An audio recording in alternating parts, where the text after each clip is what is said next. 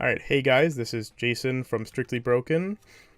I'm here today with a slime deck profile from Clinton Chan, the true pro goat of Weiss Schwarz, as said by Yue Peng, the man that has won how many events now? Let's see. I just recently won my 10th regional, six 1v1, four 3v3s, got a continental championship and a world Back when they championship. used to do that, yeah. So he is qualified enough to tell you about his deck and why he thinks this deck is good. So he has been playing this deck throughout the entirety of the year with, minor changes as he told me before this. And I just want to bring you guys, a quick overview of why he played it and maybe give you some ideas as to maybe why you want to consider this if you actually like it. So let's start with that, Clinton. What made you choose Slime? So originally, long ago, when Slime Set 1 came out, during the pandemic, first I wasn't really into it, but then the more I looked at the card, I'm like, currently in our meta game, compression is not really a thing, and not very many decks can handle, playing against it. So I originally started with the standard, pants door build, and then it just slowly kept evolving, and then set 2 where I got a whole bunch of good, even more better utility cards, especially at level 0, and then have, a pretty low investment actual finisher instead of just vanilla swinging. That's why I evolved into this version. Yeah, makes sense to me. Yeah, I remember I bought this card. The level 3 combo was completely different from what it was. I didn't realize it was just 4 memory. I thought it needed the sword event, the other mask Oh, because it's thing. from set 2. Yeah. But seeing that it was only 4 memory made me like this card actually a lot more, all things considered. Yeah, so a lot of people, don't really like this combo, and this combo, and it's reflected by the price. But the fact that, it when it comes into play, you could search for another Demon Continent character, including itself. You could easily go into your level 3 combos, as low as this card in hand, and then drawing the book for turn with 6 stack. Hmm. Has this detriment of the card killing itself ever become a problem? Oh no, it's really not, because it goes with the whole goal of the deck where, you compress over time, make efficient plays, give yourself as much odds as possible. It makes it where your opponent, especially with their climax combo, they have to swing at, higher points of damage at you, increasing your chance of canceling, and then it's not a liability on the board from on reverse effects. Okay, yeah, fair enough. Let's see other notable things. Are there any standout cards, especially from Chicago? Recently I wasn't playing that 2-1 Red Rimuru, but I switched to it because I like the idea, especially with the new refresh rule, which I know over time is supposed to be even as, the past, but I keep Hmm. finding that, I'm biased and it keeps screwing me every time now. I always refresh a climax off the top. So I might as well, if I have to refresh, I'm gonna at least choose what I get to. And this thing, especially going into a meta where there's a lot of Kanata Marine, if I Hmm. play this come into play, use its refreshing effect, without a climax, it swings into a Kanata for 14-5. If they don't have 2 back rows, and even if, I mean, 2 back row TD Brainstormers, and then even if they do have 2, with a climax, I run over the Kanata cleanly at 15-5. Yeah, that is definitely something to consider. Being 15k, and honestly, being anything over 12k right now is still like really strong, especially for a low commitment card for sure. And then a story against my friend round 3 in that matchup. So I canceled 2 out of 3 attacks, but the third attack got me to do 2-3. So I played this. No, so yeah, so I played this card, ran over a Kanata, triple canceled on the way back because I shuffled all 8, Mhm. I think 7 Yeah, good back in. refresh. Yeah, hit a brainstorm for my turn, salvaged this back, refreshed again, ran over another Kanata, and triple canceled again. That's actually sick. Yeah, it also I guess works really well with the whole game plan of like heal spam, right? Since you don't care that you're taking the damage, it actually might be even a little better that you're controlling when you're taking the damage. Yeah, because sometimes, refreshing first and then you play the early out Hmm. healer, to maximize your compression. Yeah, that's true. And sometimes, you're at like 2-0 or something and you're like, oh, well, I'm not going to get to actually get this refresh point. I've had that happen to me at like 3 a lot, right? You heal down and you're like, oh, well, I had this other healer, but Yeah, or sometimes you just refresh right away. You cancel a bunch right away, and you don't always have the greatest mechanism or want to pay out that many resources to actually get to that fast refresh again. true. We do know Slime does have that problem fairly often of deck speed when your combo disappears on itself, so you can't even rely on looping it, right? Correct. Yeah, so Any big issues with the deck though? While it was running, I know you won, but sometimes you always see the flaws in how it is. Something the big issue is like I go into too many loop crazy where I either mask for the Chloe and then play Chloe to search for the mask to go for the deck, and like round 6 against my opponent where I just kept doing that loop, paid out all my stock, and then realized, oh crap, I should have saved one more stock to do the climax swap so I could combo with my level 1. So I was really happy I narrowly lost that game because I should have been punished. So it allowed me to focus and gave me the clear-headedness to plow through with the rest of the tournament. But other than that though, like just like the more like looping nature of some of that stuff is just like really big issue. No deck speed issues, none of that came up. Oh no, I was I know this sounds cliche, but I got some good shuffling in and was able to have fortunate draws. Started off with the Milim Chaser, which is an OP card. True. That OP is profile. When the opponent asks, like, how big is card. that? It's 3,500. Like, why? I'm playing the hard condition of my whole board is Demon Continent. True. So I pretty much had good setups. I was able to, get my ideal game plans at zeros and then get everything going from there.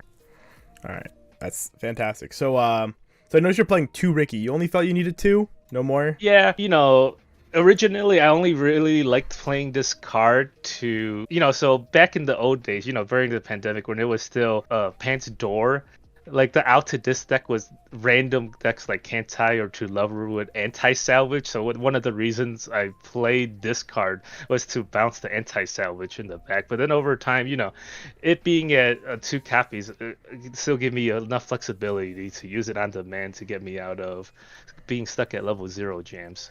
Fair enough, true. I mean, you do have 4 masks with a fantastic searcher to the card too. What would you say your hardest matchups are in like the current format, right? Since we know Mushoku's getting hit now, so hopefully we'll see how that goes. But it's probably another deck like where this deck tries to win by you spend your resources to get cards to memory, but you're also making a lot of efficient attacks. Hopefully playing a climax every turn. Always get ahead on damage over your opponent, and you build an incremental lead.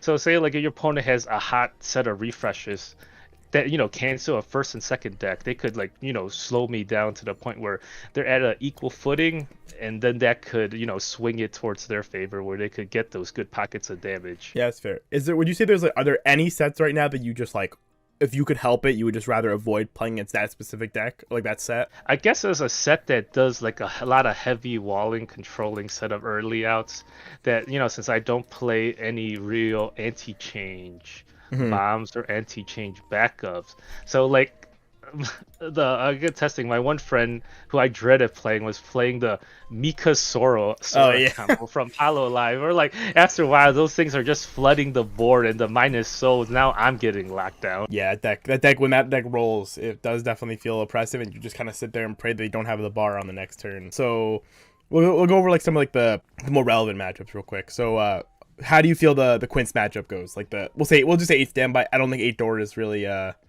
super special deck in terms of like how to play against it. Yeah, the 8 standby deck is they give you plenty of time to try to set up your own little bit of board, because at the level 1 they usually only get one of the 2/2 outs. Unless they trigger additional, and that thing you could actually run it over with the climax combo. At worst tie if it's the turn afterwards, or you could use the pump from the level 0 Shizu to pump your other Shizu, or you could force a little hand battle, and then you could get to the point where eventually, once you get to like 6+ memory, like you could get a nice build on stock, since that deck doesn't punish you for hoarding stock. True, no stock swap. You can't. Yeah, so you could force them they have to land these 3s and these 4s on triggers, while you're just efficiently getting in there, and when you have to, you just send in the burns.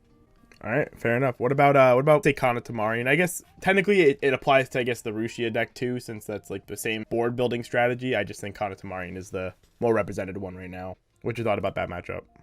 I thought that matchup is fine. Like they don't push heavy damage on me early. They're trying to play for that mid game, and a lot of times it just comes down to how well the deck state is from the Kanata Marine after they get those early out early out chain. Like they're still pretty vulnerable there. I just don't, you know, accept that I'm not gonna try to get out an early out to run over their character if they're not realistic, because they're gonna, instinctively gonna grab the Shizu backup first, knowing that they're playing against this deck. Yep. So I don't try to play into that. I just try to, get my damage in, set up the board, make sure that I'm a little further ahead of them, and hopefully with a better compressed state, force them into a situation where they have to all-in marine me, try to, win the game before, over time I just get the better of them. Okay, yeah, I feel you. Like punish their lack of compression early, and then force them to combo. That makes sense. How was the Mushoku matchup? We don't know how it's going to be now without tap counter, but how would you say that matchup went? So these are the three big decks, right? Yeah, historically I always did really, really great against Mushoku. I didn't lose to it once in 3v3s. And then all the time I played against Broderick, I only lost to him once recently He at is a a shop beast on that challenge deck. in the finals, because he just had a great set of cancels on me during his first deck and second deck, and he just never triggered climaxes, and then he just and then he just wore me out over time, and it knocked me out of the window that I was, my deck would best be at. But if they leave a lot of level 1s, Eris's on the board, I'm going to use the Ramirez to put random zeros and play a climax and side to set up that compression all just day. get the free value memory, I feel. Yeah. Broderick is a beast though, so never feels too bad to lose to him. He also has an insane amount of top. Are you going to any more events for the year? I guess that's a first question. Well, I was thinking of looking at more places, but now that the first I place. locked up my invite, locked out that sponsored invite, True. maybe if it's cheap enough, I would go to another place just to try out a different deck and just hang out with people. That's fair. Do you think so for Worlds, are you feeling this deck still? Maybe like thinking about trying anything else first? I think I still really like this deck because none of the current format really does too much to, you're almost basically playing like a very solitary game when you're playing this deck, and I don't think any of the current decks or the newer decks that are coming out, January would really affect it too much. Okay. But any that you're looking at though? Maybe like, I know you're a big AOT guy. That was like your deck before, right? Oh, that was one of my side project. I was able to win with it once at a regional, just because I thought it was a good meta call. But I'm a long way away from now. There's just so many cards now to test. I haven't really had time to put anything concrete together and actually work it out. I'm also, I was getting close to finish buying all the high rarity cards. I noticed. Marine. Kanata Marine, really? Oh my god. Yeah. So I need a 4th Marine in that mess. So that so that's one of the reasons why I don't play certain decks, because I don't like to play them until they're maxed. Yeah, I guess you're not maxing AOT anytime soon, huh? Yeah, so that'll be a long project away. So we'll end it off with any changes you think you would make to this deck going forward? Anything you're looking at maybe testing with beforehand? Yeah, maybe I would consider trying to get a 1/1 like the Ranga bottom deck mom in. But I feel like I probably don't need it, because before it was a situation where I hated the idea of having to spend a search on it to grab it and then play it just so I could crash it, and then now I just have an open position, maybe at an untimely time, and it wasn't always the best. So far I currently like where it is now, but that's one of the things I'll consider, like maybe fortifying my options against an early plays.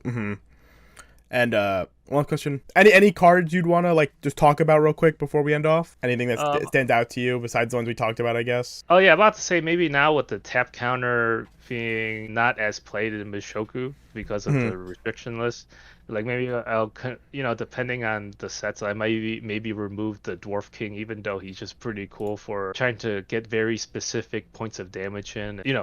It helps you set up damage when the soul pump. You really need to be when you have to really be specific. That is a very cool card. I've actually always liked that card. It's like one of my favorite set 1 slime cards. Oh yeah, then I mentioned this deck is like one of the aspects people don't really play towards is like time is a factor when you're playing in a higher level tournament, and this deck will you have a uncomparable amount of healing and compression options. I only went to time once this past tournament. This deck is, plays towards that format really well. True, especially now. I think we also have more time now too, right? They gave us like an Yeah, extra we got 5 minutes. additional 5 minutes. Yeah. So that's probably also pretty huge. Well, thank you so much for being here, Quinn. Any shout outs? Yeah, I would like to thank, meeting all the people I haven't seen in forever. I'm glad that they came down to the Chicagoland area. I get to greet and meet them, and I'm sad that I didn't have a chance to, play everybody, but it was really good to see people again after so long. True. And sorry about how we rated this deck on our tier list. I'll try to look at it a bit better now. The more I think about it, like you can't, sometimes without having played against this deck or have me explain it. A lot of times people see my deck, they straight up message me on Facebook like, "Yo, bro, how do I actually win with this deck?" And like, there's a lot of quirks that it took me quite a long time, to get an idea of what I'm actually doing. Yeah, it is definitely a deck that does not scream like super crazy. And it feels very reminiscent of just like regular slime. Again, just slamming. As you can see, this is mostly just regular slime slamming a finisher as opposed to leaving out the door. But I know some people are like Kevin is very comfortable with that door. He loves that door. Oh yeah, I like to mention with the level 3 Shizu combo, like there's a lot of flexibilities, turns when you're at level 3 and you don't want to go for it. You could just play it, search for a healer. True, that is also very sick. You leave it in the back or something. Yeah, you can leave in the back, push up your, just crash some random, your Brainstormer or the Rimuru Potion Maker at the turn prior, you already converted its marker to stock. So then you could do plays like, play that Shizu, search for another Shizu, search for the Dwarf King, bounce something, and then go for the combo. Like, there's just so much flexibility. Or another play, I was like, play 2 search, pay 2 search, play the stock, search for the stock swap, and then go for the combo. Oh yeah, that's actually deck. Did you get to play against Tokyo Avengers at all? I have not. I only basically played 2 decks the whole day at the regional. Quinn Sakana Tamarine.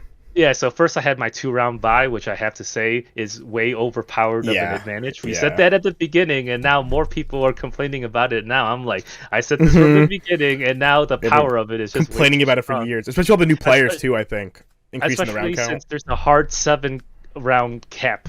Yeah, we found that out.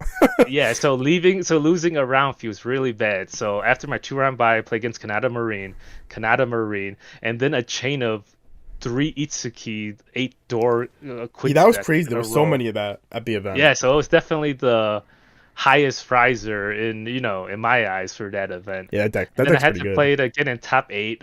Play Kit, who I thought was playing the best of the day. So I was really fortunate. I played him first and then last, so I really got a good grasp of that matchup. Then played against the Wind Pants slime deck, which I was able to luckily get more damage in than he did, and he just triggered more climaxes. And then played against that wacky, but I understand the effectiveness of the Okayu Kanata Marine. That deck was pretty neat. I saw him next to me in like round 3 or 4, and I was just like, if I wanted to like look at that deck more, but I was having a rough game, so I was getting a little tilted. But his deck seemed pretty cool. This is a madman. All right. Well, thank you so much, Quinn. It was great to finally talk to you about this deck that you've been, picking on me for a while now. So. Oh yeah, one more thing. I would like shout out to Ryan Wibberley, the guy who always made me believe in slime. He asked me how do I do. I'm like, bro, it was all thanks to you. I like to follow his path. Whatever he tells me is good, I believe it. Yeah, too bad I can't believe he abandoned it. He's coming back to it now. He's like, oh, I'll max it again in Japanese. Meanwhile, this dude hasn't played that deck in. Hey, and set 3's coming out soon. We'll see if this deck even stays around for that, but we still got a while for that. So we'll see where you decide to go with maxing slime from there. All right, thank you for having me. It was a pleasure. Thank you, sir. You have a great one.